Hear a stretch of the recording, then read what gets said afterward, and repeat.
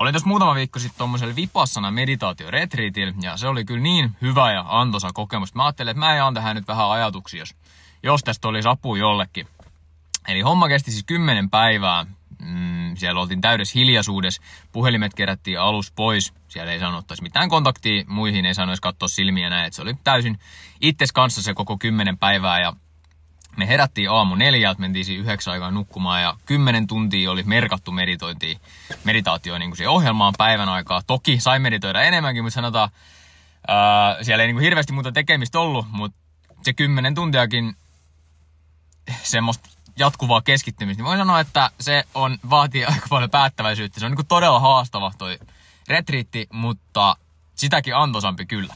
Eli ensimmäiset 3 päivää me keskityttiin tohon kohtaan, tunnettiin miltä luonnollinen hengitys tuntuu, kun se osuu tohon, ja me sanottiin, että tälleen me terävöitetään mieltä näiden 3 ensimmäisen päivän ajan. Ja nämä 3 ensimmäistä päivää, niin nämä kyllä tietyllä tavalla järkytti itseä, että se oli semmoinen pienimuotoinen shokki huomata, kun sieltä alkoi tulla ylös sitä tavaraa, mitä sinne päähän on syöttänyt, kun sä et pääse pistää sitä huomioon mihinkään. Sä et voi ottaa sitä puheenkäytä, sä et voi puhua, sä et voi mennä urheilemaan, sä et voi tehdä yhtään mitään. Niin se tavara alkaa tulla ylös ja sitten kun siihen keskittyy, kun meditoi, niin sitä tavaraa tulee vielä ihan eri tavalla ylös, kun sä et edes ajattele. Sä et voi myöskään karata sun ajatuksiin millään tavalla sitä, vaan sieltä tulee se tavara ylös ja sanotaan, mä olisin muutama viikko ennen sitä retriittiä harjoittanut kyllä tällaista pienimuotoista eskapismia, että puhelinta oli tullut pläräiltyä vähän enemmän kuin yleensä. Olin katsonut yhtä sarjaakin, mitä yleensä en mitään sarjoja edes kato.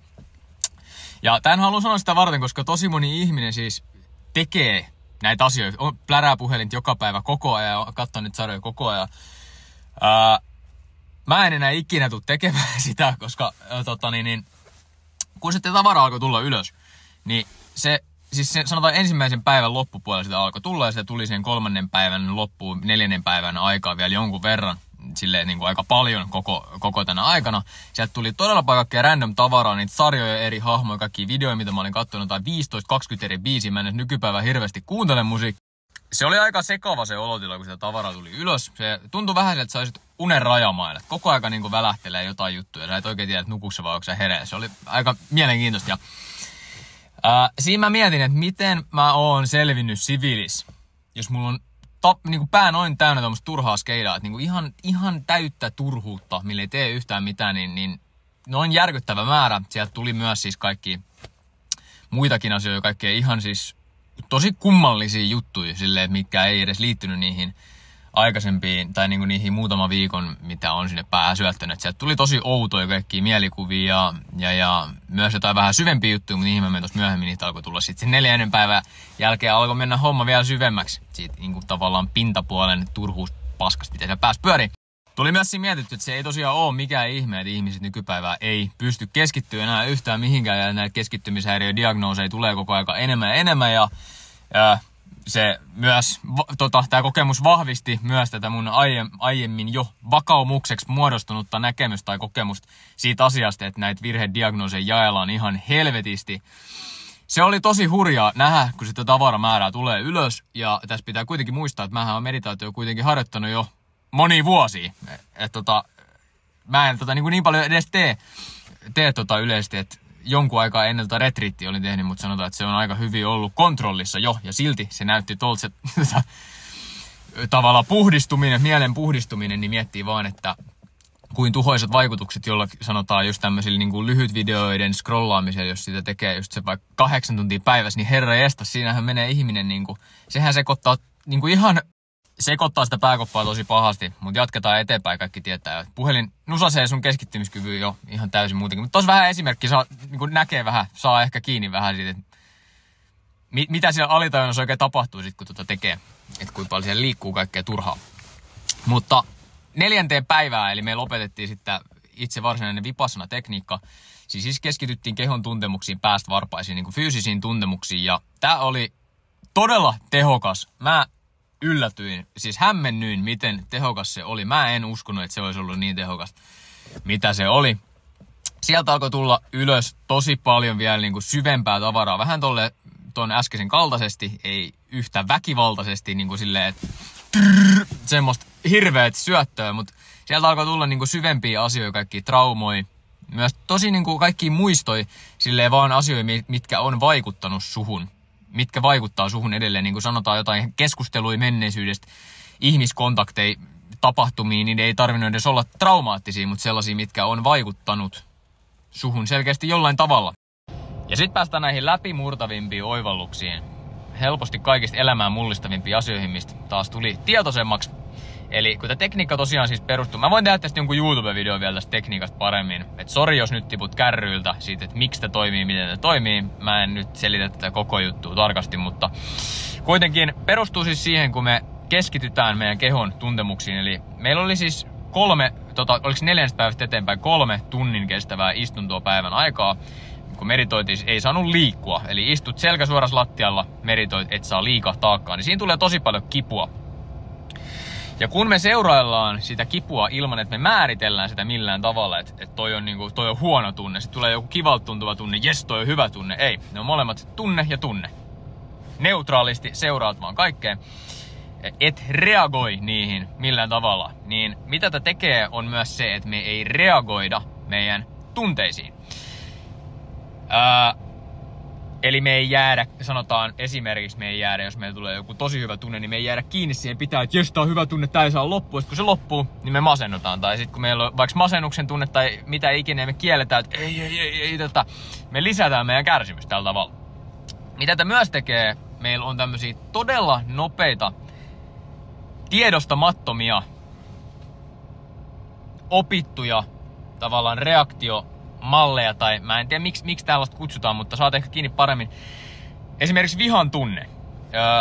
Tosi usein viha on semmoinen tunne, että meillä liittyy paljon häpeää siihen. Meidän kasvatuksessa on ollut silleen, että tota tunnet ei ole ok tuntea, ja meillä liittyy häpeää siihen. No, meillä saattaa olla tämmöinen vihan tunne koko ajan päällä, mutta me ei tiedetä sitä, koska me kielletään sitä meidän tiedostamatta. Eli esimerkki, miten tällainen vihan tunne, mitä me kielletään koko ajan, saattaa tulla esille, on se, että me ei osata hallita meidän vihaa. Me esimerkiksi puretaan sitä muihin ihmisiin, sanotaan esimerkkejä. Näitä nyt on vaikka kuin moni, mutta esimerkiksi räjähdetään yhtäkkiä, huudetaan meidän kumppaneilta, tapahtuu jotain odottamatonta, sitten me vaan suututaan tosi paljon. Me ei tiedetä miksi.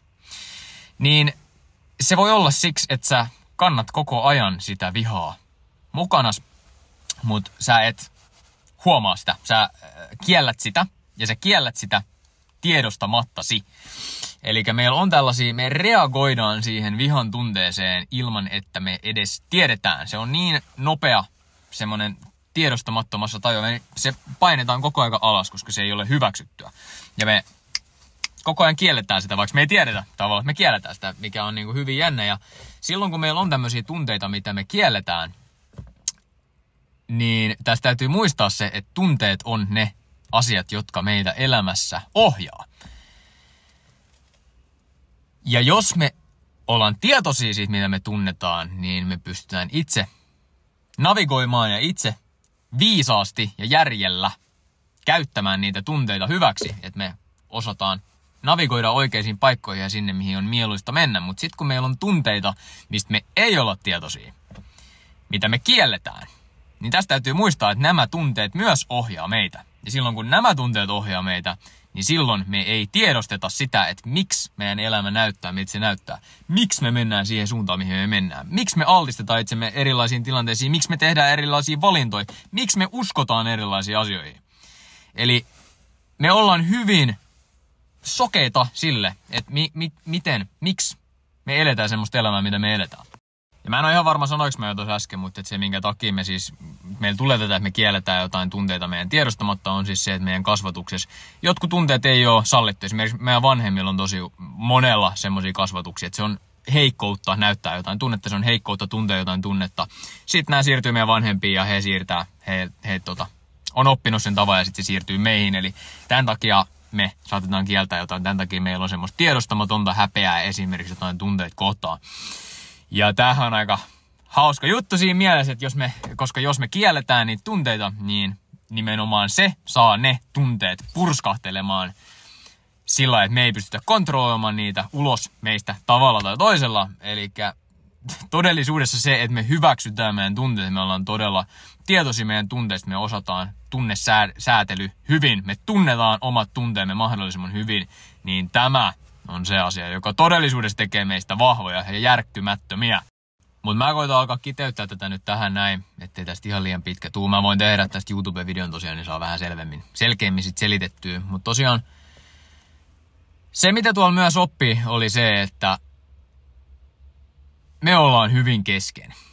Ja jos sä ajattelet, että sä oot tosi pitkällä täällä sun matkalla, niin tiedä se, että sä et ole. Täällä henkisellä polulla varsinkin, kun huomaa, että sitä henkistä kasvua on alkanut tulla paljon ja jäänyt paljon esimerkiksi ihmissuhteitakin omasta elämästä pois, on ennen tiettyjen ihmisten kanssa hakannut yhdessä päätä seinää. Sitten on itse lopettanut sen päähakkaamisen ja toinen jatkaa siinä vieressä ja sitten se koetat sanoa, että lopeta, älä hakkaa enää. Ja kaveri vaan paukuttaa siihen seinään, minkä kerkee ja sitten on joutunut jättämään näitä ihmisiä taakse, niin sitten siinä helposti se kasvattaa sellaista egoa, että ajattelee, että hei, mähän on tosi pitkällä, mä tiedän kaiken. Mutta mitä pidemmällä sä meet ja mitä enemmän sä tiedät, niin sitä enemmän sä vaan tajut, että sä et tiedä yhtään mistään mitään. Me ei juuri tiedetä mistään mitään. Ja se, mitä mä opin taas tuolla, tosi nöyryttävä kokemus jälleen, on se, että on todella hyvä pysyä nöyränä. On todella hyvä pitää silmät auki silleen, että me opitaan koko ajan ja